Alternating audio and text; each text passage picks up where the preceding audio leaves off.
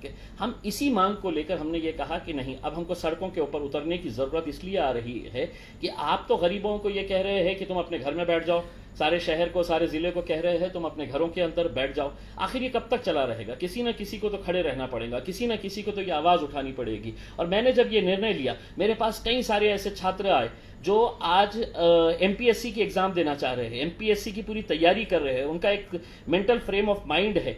और वो बच्चे आके अपनी परेशानी जब जाहिर किए कि साहब हमारा जो स्टडी सेंटर है उसको बंद कर देने के लिए बोला गया है, हम जहाँ पर मेस लगाते हैं वहाँ पर हमारे को अब खाना नहीं मिलेगा क्योंकि वो मेस भी बंद रहेगी, हम जाए तो जाए कहाँ, हम इतनी मेहनत करके इतने सालों से यहाँ पर तैयारी कर रहे हैं और अब ये कहा जा रहा है कि लॉकडाउन कर दिया जाए। मेरा ये कहना है कि गुड इवनिंग, आदाब अर्ज़ है, नमस्कार। मैं आप लोगों को ये बताना चाहता हूँ कि कुछ दिन पहले मैंने एक पत्रकार परिषद लेकर ये बताया था कि औरंगाबाद में ये जो लॉकडाउन का डिसीजन लिया गया है हम उसका विरोध कर रहे हैं और उसकी वजह ये है कि इसके लिए लॉकडाउन इसलिए हमारे ऊपर थोपा गया है क्योंकि यहाँ पर हमने हमारी प्राथमिकताओं को ना समझते हुए हमने जिस तरह से हमारे मेडिकल इंफ्रास्ट्रक्चर को पिछले कई सालों से नज़रअंदाज किया है, कई सालों से नहीं कई दशकों से हमने नज़रअंदाज किया है और उसी का खामियाजा है कि आज हमको यहाँ पर कोरोना वायरस फैलते हुए भी, कोरोना के मरीज़ बढ़ते हुए भी आज हमारे पेशेंट्सों को दर दर भटकना पड़ रहा है। सरकारी अस्पतालों के अंदर बड़ी आसानी से कहा जा रहा है कि हमारे पास बेड्स नहीं है, आप प्राइवेट हॉस्पिटल में चले जाओ। हर कोई प्राइवेट हॉस्पिटल में जा नहीं सकता है और अगर सरकार ये कह रही है कि हमारे पास बेड्स नहीं है तो आप ये बताइएगा कि ये जवाब एक लोकतंत्र के अंदर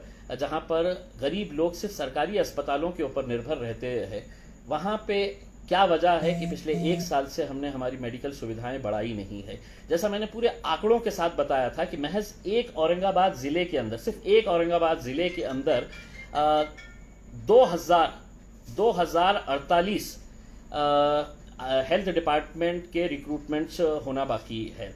2048, यानी कि आप अंदाज़ा लगाइएगा कि एक घाटी हॉस्पिटल के अंदर 850 लोग, सुपर स्पेशलिटी बिल्डिंग के अंदर 200 लोग, हमारे जो गाँव के अंदर जो हॉस्पिटल्स है ग्रामीण इलाकों के अंदर उसमें 350 डॉक्टर्स नर्सेस की आवश्यकता है। ये इतने सालों से बैकलॉग है, हमने भरे नहीं है और हम खुश इस बात के लिए रहते हैं कि देखिए हमने कितने करोड़ रुपए की ये बना दी है, बिल्डिंग बना दी है। आज अगर इसके ऊपर ध्यान देते तो औरंगाबाद को लॉकडाउन की ज़रूरत नहीं होती। और मैं आपको बताऊं कि एक छोटा सा उदाहरण है और इसका जवाब किसी भी अधिकारी के पास नहीं है, किसी भी सरकार के पास नहीं है कि आप औरंगाबाद के घाटी अस्पताल के अंदर 150 करोड़ रुपया खर्च करके, यस 150 करोड़ रुपीस आप खर्च करके एक सुपर स्पेशलिटी बिल्डिंग बनाते हैं। उसका उद्घाटन होता है बड़े तामझाम से, ये बताया जाता है कि देखिए औरंगाबाद में 2017 के अंदर ये पूरी बिल्डिंग तैयार हो जाती है।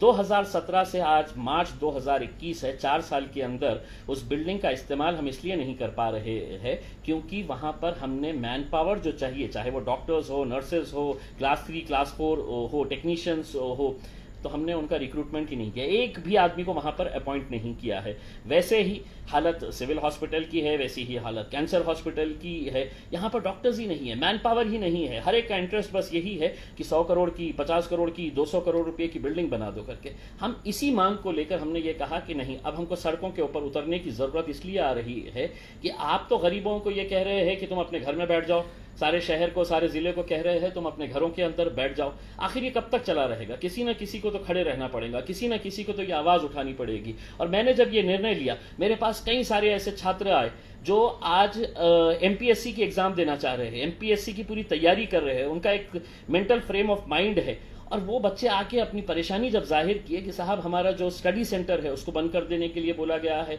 हम जहाँ पर मेस लगाते हैं वहाँ पर हमारे को अब खाना नहीं मिलेगा क्योंकि वो मेस भी बंद रहेगी, हम जाए तो जाए कहाँ, हम इतनी मेहनत करके इतने सालों से यहाँ पर तैयारी कर रहे हैं और अब ये कहा जा रहा है कि लॉकडाउन कर दिया जाए। मेरा ये कहना है कि ये जो लॉकडाउन का जो निर्णय लिया गया है, ये आखिर क्यों?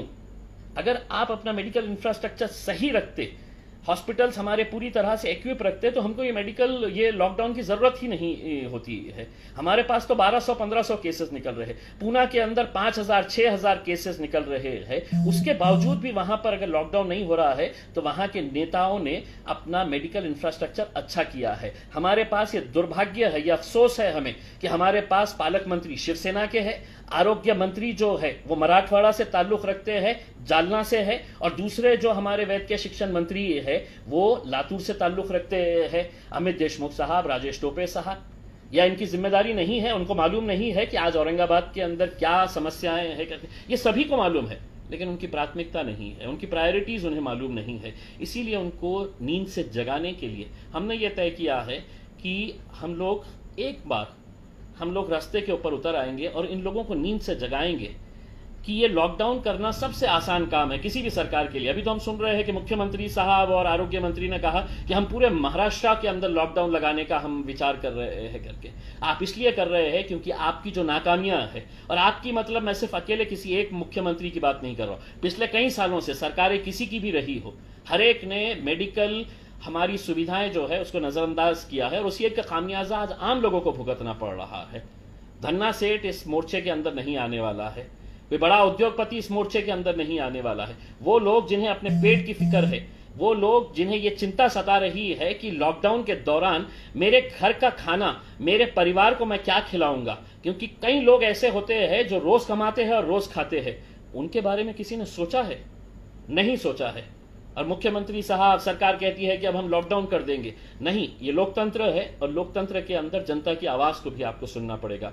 इसीलिए मैं तमाम लोगों से ये अपील करना चाहूंगा कि एक बार हम एक अच्छे कॉज के लिए आए, और ये कोई राजनीतिक मुद्दा नहीं है। मैं तो तमाम राजनीतिक पार्टी के नेताओं से कहूंगा कि इस मोर्चे के अंदर किसी की भी पार्टी का झंडा आपको दिखाई नहीं देगा, कोई राजनीतिक झंडा वहां पर नहीं आएगा। हम एक अच्छे मकसद के लिए आना चाहते हैं, और उस अच्छे मकसद के लिए हमारे समाज की हमारी बहनें, हमारी महिलाएं, ये लोग भी आना चाहिए।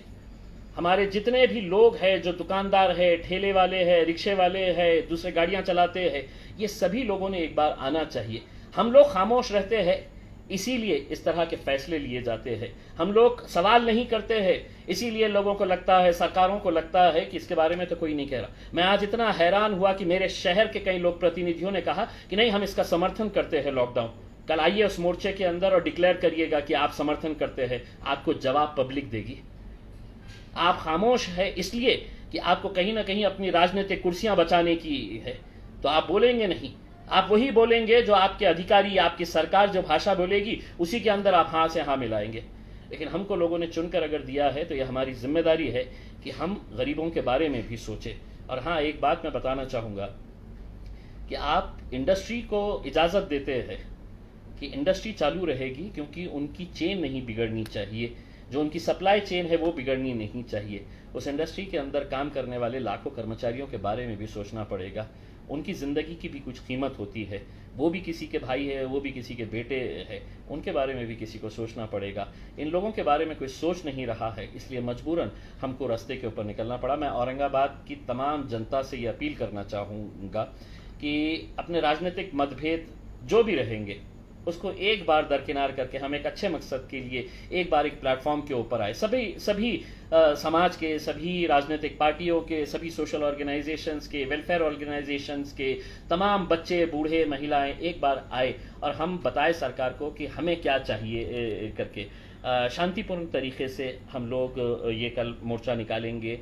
हम किसी भी तरह का कोई ऐसी नारेबाजी नहीं करेंगे, हम पूरे डिसिप्लिन का मुजाहरा करेंगे। हमको मालूम है कि कोरोना है और कोरोना के अंदर जो जो प्रिकॉशंस लेना है, वहाँ पर एक भी आदमी आपको ऐसा नहीं मिलेगा जो बगैर मास्क के रहेगा। वो मास्क लेकर आएगा तो ठीक, अगर नहीं लेकर आएगा तो हमने हज़ारों मास्क वहाँ पर हमारे वॉलंटियर्स के जरिए लेकर खड़े किए हैं। और हम जाएंगे जिलाधिकारी के पास और उनको बताएंगे कि ये मोर्चा किसी जिलाधिकारी के खिलाफ नहीं है, किसी पुलिस कमिश्नर या किसी म्यूनसिपल कमिश्नर के खिलाफ नहीं है। ये हमारे सिस्टम का जो फेलियर है, हमारे सिस्टम की जो कमियां है, उसको हम उजागर करना चाहते हैं, सरकार को हम जगाना चाहते हैं। इसीलिए आप सभी लोगों से अपील है कि कल 3 बजे पैठन गेट के ऊपर आइए। शांतिपूर्ण तरीके से हम लोग दिखाएंगे कि हम एक अच्छे कॉज के लिए एक बार इस शहर के अंदर हम सब मिलकर जमा होंगे। धन्यवाद, बहुत बहुत शुक्रिया।